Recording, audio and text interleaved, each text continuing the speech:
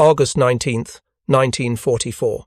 Outside the town of Argentan, France, a Sherman tank commander named Lieutenant Robert Earley crouched behind what remained of his vehicle and tried to understand why he was still alive. The right side of his Sherman's hull bore a gaping wound where an 88mm armor-piercing round had punched through. The shell should have killed everyone inside, should have turned the crew compartment into an incinerator, should have brewed up the tank in the spectacular fashion that had earned Shermans their grim nickname among German gunners. Instead, Earley and his crew had walked away with minor injuries and ringing ears. The German round had penetrated the hull, yes, but something had disrupted its path just enough. Something had absorbed just enough energy, something that wasn't supposed to be there at all. Welded to the exterior of Earley's tank, covering the sponsons and vulnerable hull sides, were irregular plates of salvaged German armor. Steel sections cut from destroyed Panthers and Tigers, welded onto the Sherman by the crew themselves over several nights of unauthorized work. The modification violated at least a dozen Army regulations. It added nearly 2 tons of weight the suspension wasn't designed to carry. It was, by any official standard, completely illegal. And it had just saved 5 American lives. If you're enjoying this deep dive into the story, hit the subscribe button and let us know in the comments from where in the world you are watching from today. To understand how American tank crews began welding armor onto their Shermans in defiance of regulations, you need to understand what it meant to face German 88mm guns in the summer of 1944.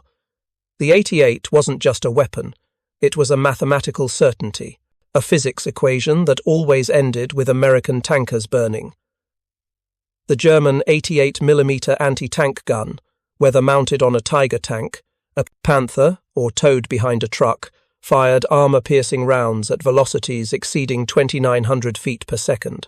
At typical combat ranges of 800 to 1,000 yards, these projectiles carried enough kinetic energy to punch through 3 inches of rolled homogeneous armor at optimal angles. The Sherman's frontal armor was 2 inches thick, sloped at 56 degrees. In theory, this slope increased effective thickness to about 3.5 inches. In practice, it wasn't enough. When an 88mm round struck a Sherman, the penetration created a cone of superheated metal fragments traveling at hypersonic velocity through the crew compartment. Everything in the path of this cone was either vaporized or shredded, but the penetration itself wasn't always immediately fatal. What killed Sherman crews was what happened next. The superheated fragments would ignite fuel vapors from the gasoline engines, would detonate ammunition stored in hull racks, would turn the sealed metal box of the crew compartment into a blast furnace, reaching temperatures over 2,000 degrees Fahrenheit in seconds. Tankers developed a brutal calculus. If the 88 hit your Sherman, you had perhaps 6 to 8 seconds to bail out before the fire consumed you. 6 seconds to unbolt hatches, climb through openings while wearing heavy gear, and jump clear of a vehicle that was about to become a crematorium. Most crews didn't make it. Combat reports from Normandy through the fall of 1944 documented the statistics with clinical precision. When a Sherman was penetrated by German anti-tank fire, crew casualties averaged between 60 and 80%, compared to perhaps 20 to 30% casualties when a Sherman was merely damaged but not penetrated. The 3rd Armoured Division, fighting across France in August 1944, kept detailed records that told the story in numbers that couldn't be dismissed. Between August 1st and August 31st, the division lost 132 Sherman tanks destroyed by enemy action. Of these destroyed tanks, 107 burned after being hit, 81%. Crew casualties from these destroyed tanks totaled 417 killed or seriously wounded out of approximately 660 crew members, 63% casualties. These weren't acceptable losses.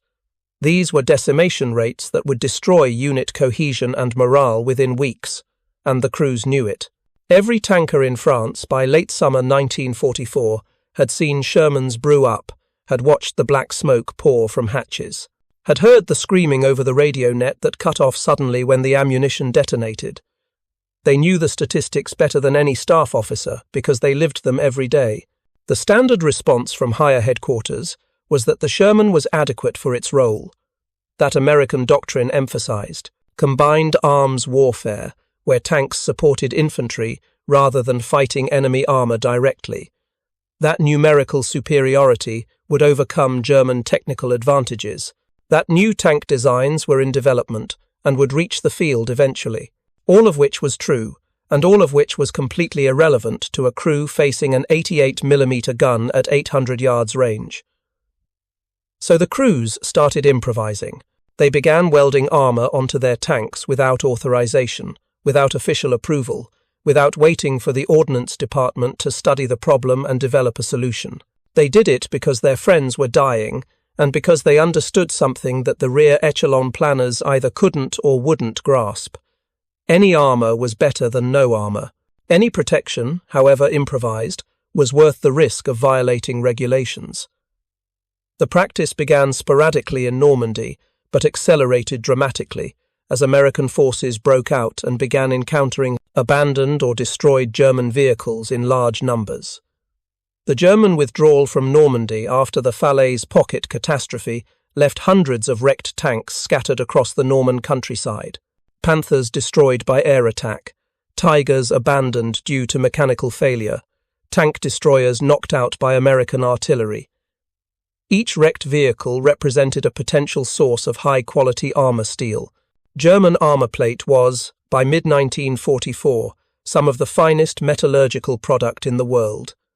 Panthers carried frontal armor ranging from 80 to 120 millimeters thick. Tigers mounted armor up to 100 millimeters on the hull front. This wasn't ordinary steel. This was face-hardened, high-carbon armor designed to defeat anti-tank projectiles. And it was lying abandoned across France, free for the taking to any crew willing to do the back-breaking work of cutting it loose and welding it onto their own vehicles. The first documented instance of Sherman crews welding captured German armor onto their tanks appears in after-action reports from the 2nd Armored Division, dated late July 1944. A tank platoon from the 66th Armored Regiment reported that crew members had salvaged armor plates from destroyed German vehicles and attached them to their Sherman's hull sides using arc welding equipment borrowed from the Division Maintenance Battalion. The modification was reported to the company commander as a potential disciplinary issue. The crews had performed unauthorized modifications to military equipment, had diverted maintenance resources for personal use, and had altered their vehicles in ways that could affect performance and reliability. By regulation, the company commander should have ordered the modifications removed and disciplined the crews involved. Instead, he endorsed the practice and recommended it be expanded to other platoons in the company. Why? Because the crews in question had just survived a German counterattack that destroyed 3 unmodified Shermans in their platoon. The modified tanks had taken multiple hits from German anti-tank weapons and survived, while the standard vehicles had brewed up in the first minutes of combat. The evidence was irrefutable and impossible to ignore. Word spread through armoured units with the speed that only information verified by blood can achieve. Tankers talked to tankers. Maintenance personnel shared techniques. Officers who might have opposed the modifications officially looked the other way. By mid-August, substantial numbers of Sherman tanks in several armoured divisions were carrying improvised additional armour welded or bolted onto vulnerable areas. The modifications varied wildly depending on available materials, crew ingenuity, and the skill of whatever welder could be persuaded to help. Some crews welded single large plates to the hull sides, covering the sponsons where fuel tanks were located. Others created layered armor by attaching multiple thinner plates with air gaps between them, creating a crude form of spaced armor that could disrupt shaped charge warheads. Still others focused on the turret, adding plates to the sides and rear where armor was thinnest. The most common source material was German Panther tanks. The Panther's hull side armor was 40 mm thick, a perfect supplement to the Sherman's 38 mm side armor. Cutting armor plates from wrecked Panthers required cutting torches, time, and considerable physical labor. A single side plate from a Panther could weigh 300 to 400 pounds. Moving it, positioning it, and welding it onto a Sherman required a crew working together for hours, often in darkness to avoid revealing their position to German observers. The welding itself was crude by factory standards but adequate for combat use. Maintenance personnel used arc welding equipment designed for field repairs, creating continuous welds along the edges of the attached plates. The welds didn't need to be pretty, they just needed to hold. And in combat testing, they did. Plates welded by minimally trained crews withstood the shock of shell impacts and the stress of cross-country movement without breaking loose. Some crews went further, creating elaborate add-on armor systems that transformed their Shermans into makeshift assault tanks. One crew from the 4th Armored Division, operating near Nancy in early September, welded sections of German Tiger armor to their Sherman's glacis plate, effectively doubling the frontal protection. The modification added over a ton of weight to the front of the tank, making it nose-heavy and reducing its top speed by perhaps 3 to 4 miles per hour. But it also meant that German 75mm rounds, which could normally penetrate a Sherman's frontal armor at combat ranges, simply bounced off. The technical challenges were significant but not insurmountable. Adding substantial weight to a tank affects everything. Suspension springs compressed further, reducing ground clearance. Engines worked harder to move the additional mass, increasing fuel consumption and wear on mechanical components. Transmissions experienced higher stress. Brakes had to work harder to stop heavier vehicles. All of these effects could reduce reliability and increase maintenance requirements. But the crews didn't care. They would accept reduced reliability, higher fuel consumption, and increased maintenance in exchange for better protection. The calculation was brutally simple. A tank that broke down could potentially be repaired. A crew in a tank that brewed up was dead. No one was trading their life for an extra mile per gallon of fuel efficiency. The weight distribution mattered more than total weight.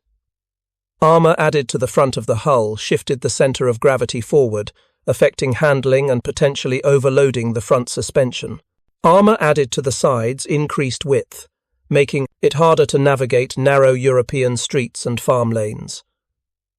Armor added to the turret raised the center of gravity, making the tank more prone to tipping on steep slopes.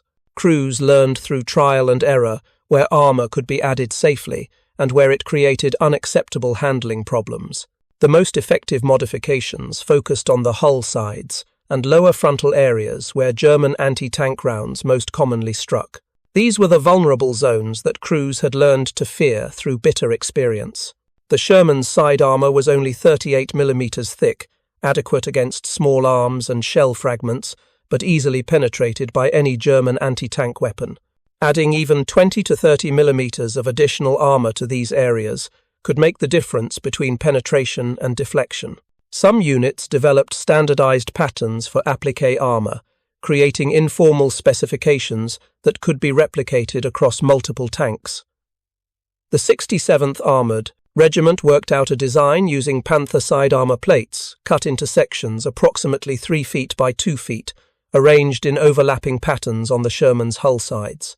The overlapping configuration created effective thickness of 70 to 80mm in some areas, enough to defeat German 50mm and short-barreled 75mm guns that were still common in German defensive positions. The practice was not universal. Many tank crews either lacked access to suitable materials, lacked the time and resources to perform the modifications, or were in units where commanders still opposed unauthorized changes to equipment. The percentage of modified Shermans in any given division ranged from perhaps 20% to 70%, depending on leadership attitudes, combat intensity, and availability of salvageable German armor. But wherever the modifications appeared, they spread. The evidence of improved survivability was too compelling to ignore. Crews in modified tanks survived hits that would have destroyed standard Shermans. The additional armor didn't make Shermans invulnerable, didn't eliminate the threat from German 88mm guns, didn't transform them into Tigers. But it improved the odds, and in combat, improved odds meant lives saved.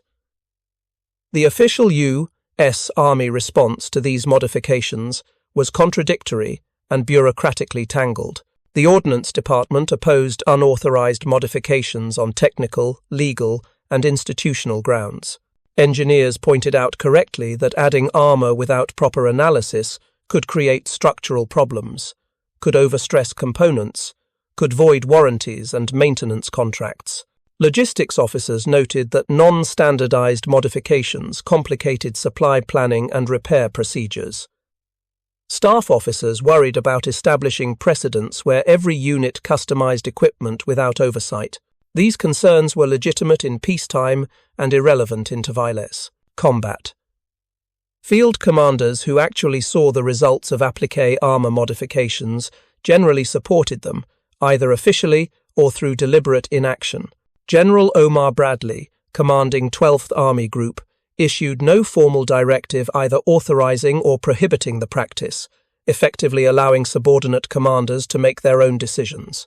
General George Patton, commanding 3rd Army, reportedly saw modified tanks during an inspection visit in September and commented that the crews showed initiative and common sense.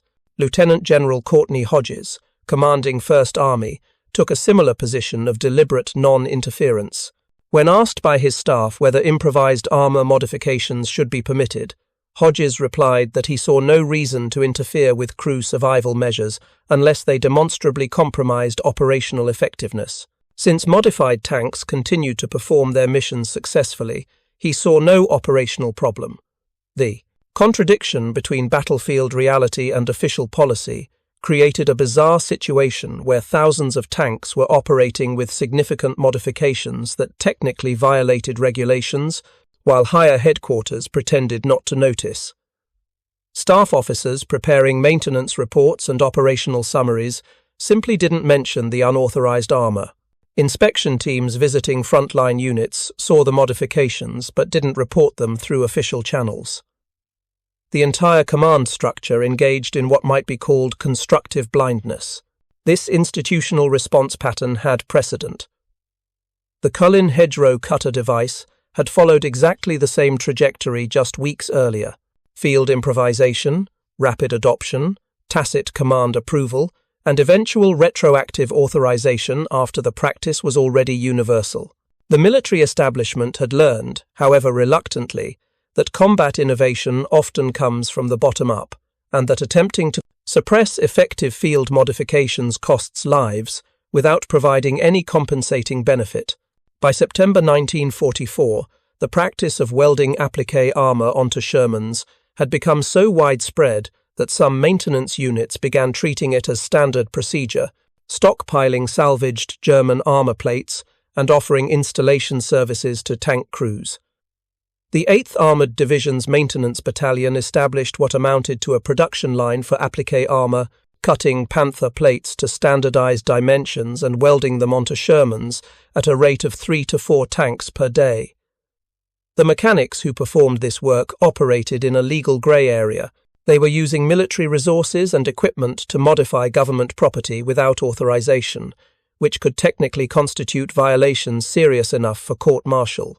But they were also saving American lives, which provided moral justification that no regulation could override.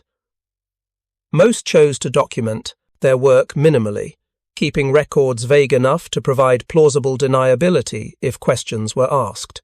The German response to American appliqué armor modifications revealed itself through interrogation reports and captured documents from late 1944.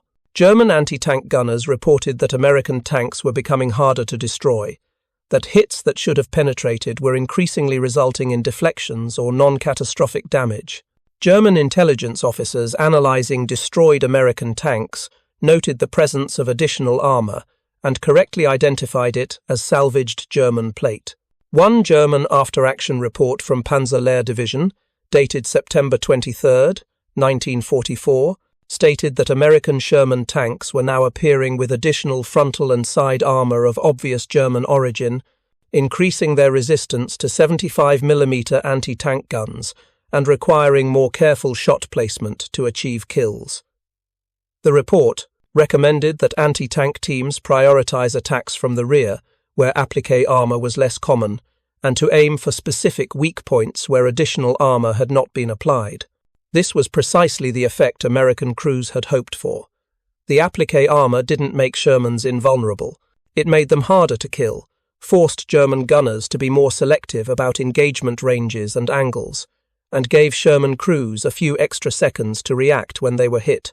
Those seconds meant the difference between crew members escaping a damaged tank and dying inside a burning one.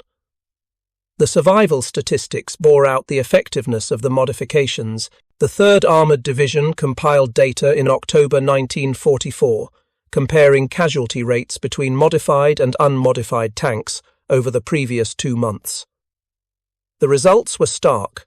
Shermans carrying applique armor experienced approximately 35% lower crew casualty rates when hit compared to standard Shermans. The difference wasn't in how often tanks were hit, it was in what happened after they were hit. Modified tanks that were penetrated by German anti-tank fire were significantly less likely to suffer catastrophic ammunition fires.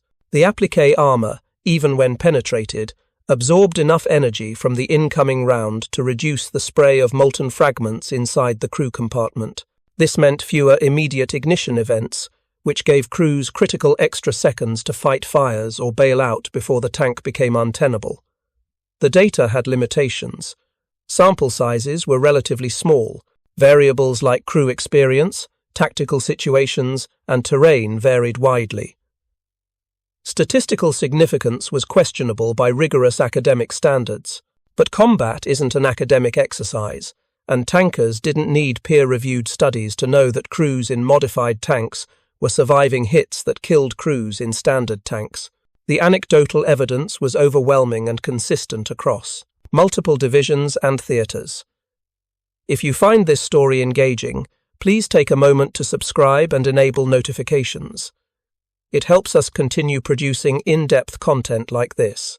Lieutenant Robert Earley's experience outside Argentan was replicated hundreds of times across France in the late summer and fall of 1944. Crews survived hits that should have killed them.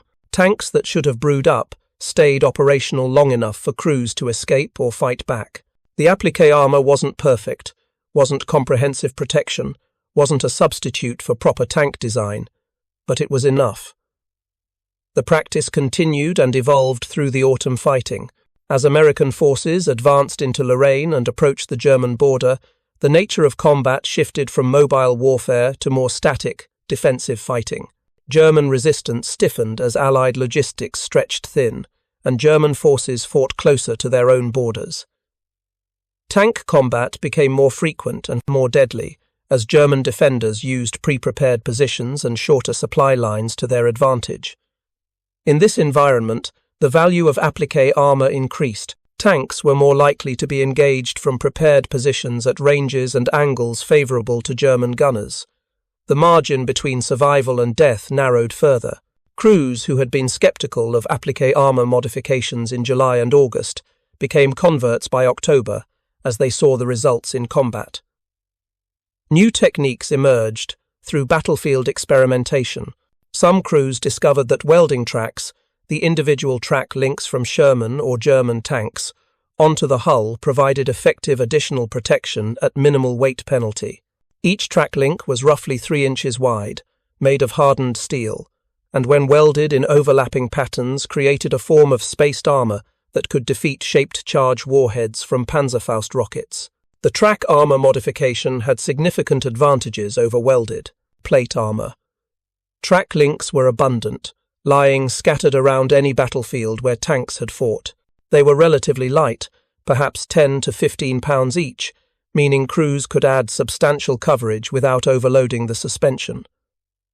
They were easy to work with using basic welding equipment, and they proved surprisingly effective against German infantry anti-tank weapons.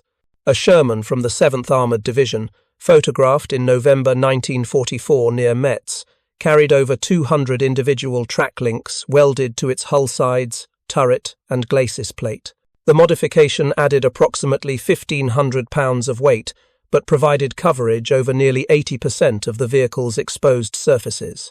The crew reported surviving multiple Panzerfaust attacks during urban fighting, with the track links detonating the shaped charges before they could penetrate the main armor. Sandbags represented another improvised protection method, though far less effective than steel armor. Crews desperate for any protection would fill sandbags with earth or sand and pile them on the hull, particularly over the engine deck and around the turret base. The sandbags offered minimal protection against armor-piercing rounds, but provided some defense against shell fragments and might detonate shaped charges prematurely. The Ordnance Department actively opposed sandbag armor, issuing directives in September 1944 warning that sandbags added weight without providing meaningful protection could trap moisture leading to hull corrosion, created fire hazards when dry, and generally caused more problems than they solved. This was largely accurate, and crews who had access to proper steel armor generally abandoned sandbags in favor of welded plate or track modifications. Concrete represented an even more desperate measure. Some crews in rear area duties, particularly tank destroyers on static defensive missions, poured concrete into wooden forms built around vulnerable areas of their vehicles. The concrete was reinforced with whatever metal was available: steel rebar, chicken wire, sections of chain-link fencing. The results were heavy, crude, and of questionable effectiveness, but represented the lengths to which crews would go to improve their odds of survival. One tank destroyer unit in the 7th Army sector, assigned to defend a river crossing near Strasbourg in November 1944, poured concrete onto several M10 tank destroyers until the vehicles carried an additional 3 to 4 tons of protection. The modification was so heavy that the vehicles could barely move and were essentially fixed fortifications. But for the specific mission of static defense, where mobility wasn't required, the crews felt the trade-off was justified. The tactical implications of widespread appliqué armor modifications extended beyond individual tank survivability. German anti-tank tactics that had proven effective against standard Shermans became less reliable against modified vehicles. German gunners could no longer assume that a hit to a Sherman's hull side would result in a catastrophic kill. They needed to adjust aim points, wait for better angles, or engage at closer ranges where even improvised armor could be defeated. This tactical shift gave American armor crews more time to react to ambushes, more opportunity to return fire, and more ability to employ combined arms tactics where infantry could suppress German anti-tank positions while tanks maneuvered. The modifications didn't change the fundamental tactical equation. They simply tilted it slightly more in favor of the Americans. And in warfare, slight advantages compound over time and across many engagements. German armor retained decisive advantages in gun performance and protection. A Tiger or Panther could still destroy a modified Sherman at ranges where the Sherman's 75mm gun was ineffective. But Tigers and Panthers were increasingly rare by late 1944, as German production declined and losses mounted. The more common threat came from towed anti-tank guns, Panzerfaust-armed infantry, and older German tanks like Panzer IVs. Against these threats, appliqué armor provided meaningful protection. The engineering principles behind effective appliqué armor were understood imperfectly by the crews installing it, but their intuitive grasp proved adequate. The most important factor was standoff distance.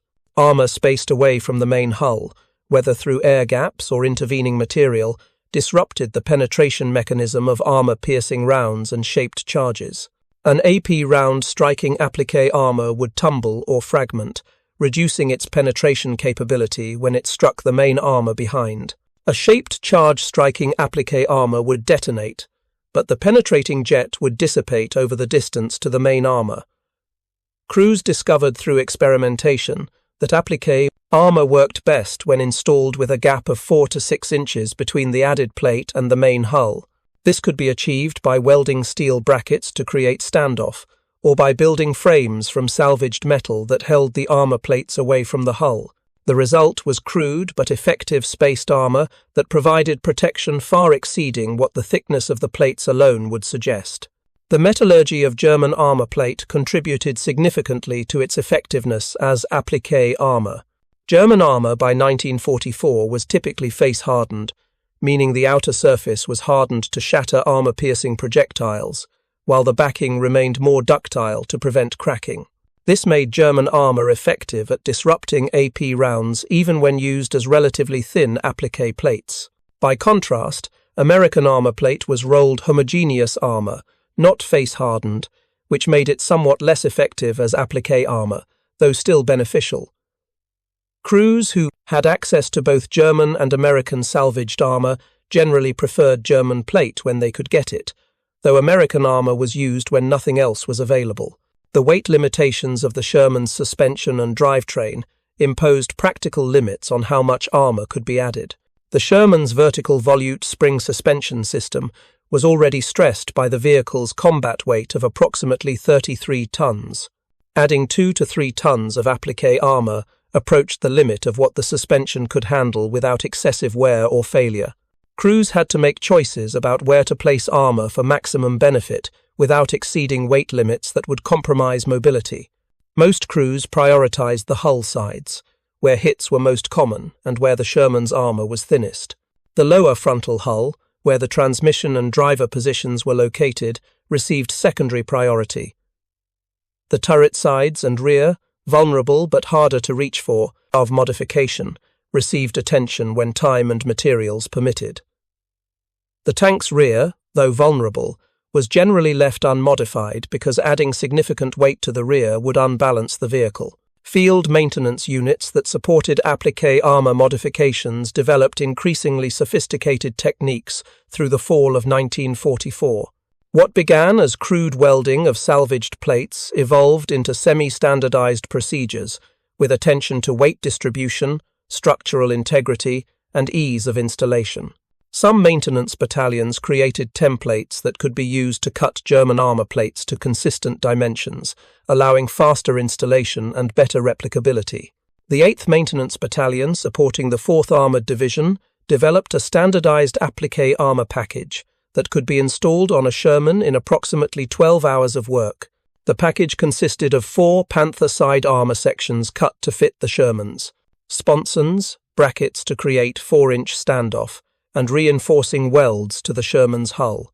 The total weight addition was approximately 1,800 pounds distributed evenly on both sides of the vehicle. Combat testing showed the modification provided reliable protection against German 75mm guns at ranges over 800 yards. This semi-standardized approach represented an evolution from pure improvisation toward engineered solutions, though still conducted without official authorization or oversight. The maintenance personnel implementing these modifications were, in effect, conducting their own research and development program in parallel to the official Ordnance Department efforts. And they were getting results faster, because they had direct access to combat conditions and immediate feedback on effectiveness. The institutional resistance to these modifications remained strong in rear area commands and among Ordnance Department officials.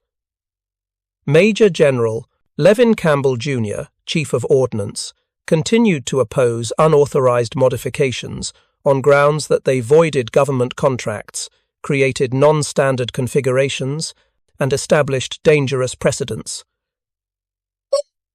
Campbell's concerns were not without merit from a bureaucratic and legal standpoint. The Army had spent decades developing procurement systems designed to ensure quality, standardization, and accountability. Field modifications threatened all three, but Campbell was arguing policy while tankers were fighting for their lives. The disconnect between rear echelon concerns and frontline reality created resentment among combat personnel, who felt that their survival was being subordinated to administrative convenience. Tank crews who had seen appliqué armor save their friends' lives had little patience for arguments about procurement procedures or warranty provisions. This tension between frontline innovation and institutional resistance is a recurring theme in military history. Organizations designed for standardization and control struggle to adapt to rapidly changing combat conditions, where improvisation and experimentation can mean the difference between success and failure. The most effective military organizations find ways to balance these competing demands, creating space for bottom-up innovation while maintaining necessary standards. The U.S. Army in 1944 achieved this balance imperfectly but adequately. By October 1944, The practice of applying improvised armor to Shermans had become so widespread that it could no longer be ignored by official channels. Reports from multiple theaters mentioned the modifications. Photographs of modified tanks appeared in intelligence reports and news dispatches. The question was no longer whether the modifications were happening, but what the official response would be. The Ordnance Department's solution was characteristically bureaucratic.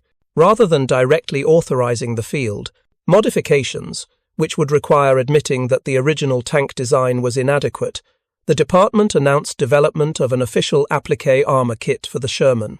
This kit, designated the M4A3E2 Jumbo Assault Tank, featured factory-installed additional armor that increased frontal protection to approximately 100 mm and side protection to 76 mm.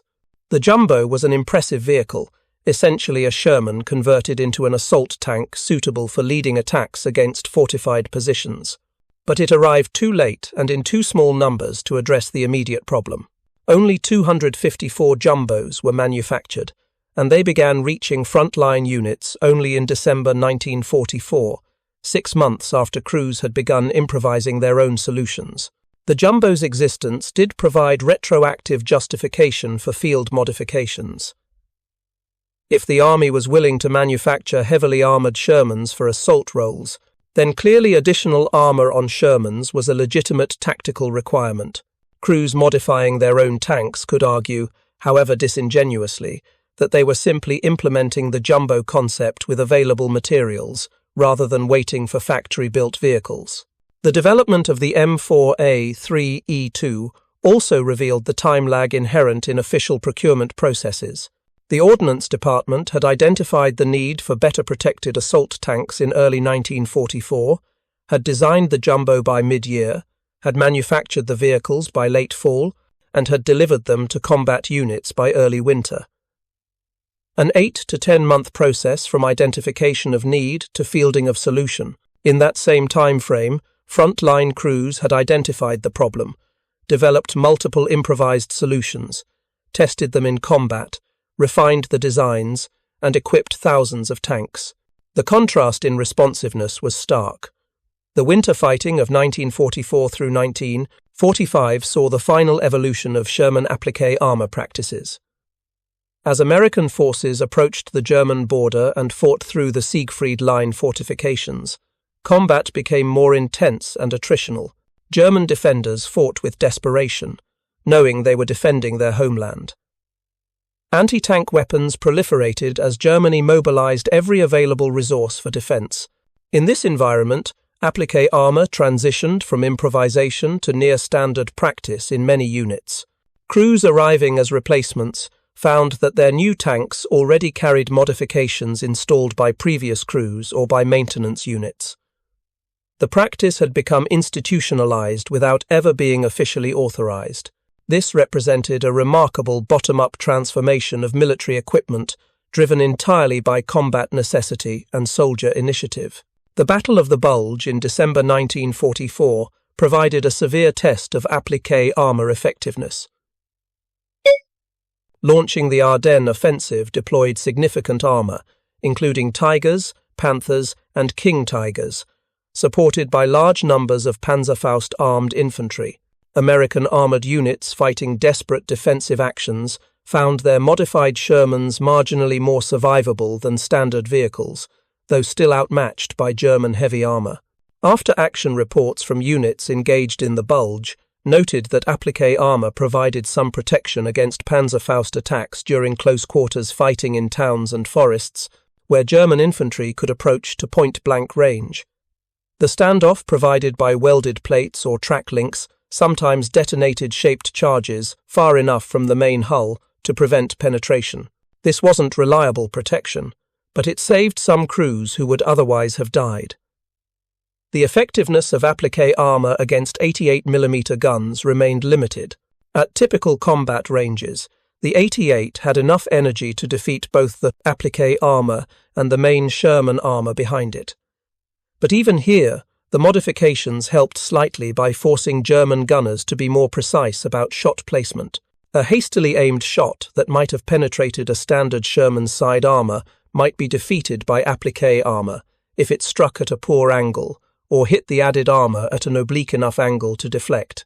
The German perspective on American appliqué armor appeared in captured documents and interrogation reports from the Bulge fighting.